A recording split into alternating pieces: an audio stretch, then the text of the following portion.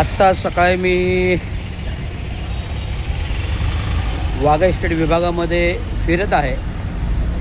मुलीला परीक्षेला सेंटर्सवर सोडली मुलुंडला आणि फिरता फिरता वाघा इस्टेटमध्ये आहे. आज या ठिकाणी जो नाला प्रकल्पाचं वाघा इस्टेट रोड नंबर 22मध्ये जो हा नाला आहे तो जवळजवळ 12 मीटर आहे आणि 12 मीटरचा नाला जो काही वॉटर फ्लो आहे, वॉटर वे आहे, तो वॉटर वे आपण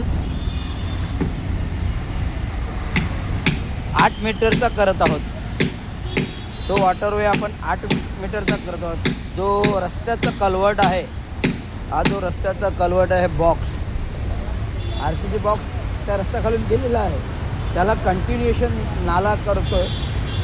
रस्त्याचा RCC कलवट आहे, त्या RCC कलवटला हा जो येणारा नाला आहे रोड नंबर 22कडे, तो आपण कंटिन्यू करतो आहे आणि तो 8 मीटरचा करतो आहे. आणि या 8 मीटरच्या वॉटरवेमध्ये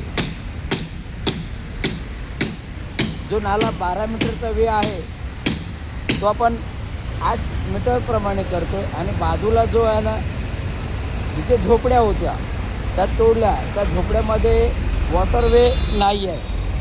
ज्या झोपड्या तोडल्या त्याच्यामध्ये वॉटरवे नाही आहे. त्यामुळे हा 8 मीटरचा वॉटरवे ॲडिक्वेट आहे. 8 मीटरचा वॉटरवे ॲडिक्वेट आहे आणि 8 मीटरचा नाला राहील. बाजूला 4 मीटरचा जाण्यासाठी मार्ग राहील, ज्याच्यातून डम्पिंगसाठी गाड्या जातील अशी संकल्पना आहे. आणि त्या अनुषंगिक मी अभियंता, संबंधित उपअभियंता, कार्यकारी अभियंता, नगर अभियंता यांच्याशी बोलणी केली आणि त्यांनी मला विस्तृत सगळं सांगितलं. अशा प्रकारचे साहेब नाला आहे आणि हे नाला डिपार्टमेंटमध्ये आपण मुख्य कार्यकारी अभियंता होतात. एवढा वर्ष 25 वर्ष नाले विभागामध्ये ड्रेनेज, 5 वर्ष ड्रेनेज आणि 2006पासून आपण ड्रेनेज आणि नाला आणि 2007पासून नाले प्रकल्प विभागात नाले करत आहोत. 180 किलोमीटरचे नाले आपण आत्तापर्यंत ठाणे शहरामध्ये बांधून झालेले आहेत. त्यापैकी उरलेले 36 किलोमीटरचे नाले आहेत. म्हणजे पहिला टप्पा 110 म्हणून राहिले 70, मग त्यातून राहिले 35 आणि मग 35, अशा प्रकारचा टप्पा आता आपण कवर करतो आहे. ही माहिती का आहे विस्तृत, कारण कार्यकारी अभियंता राहिलेलो आहे आणि महानगरपालिकामधील जनतेचं काम आहे आणि जनतेच्या पैशाचं काम असेल तर विनियोग व्हायला नको, या मागची भावना आहे.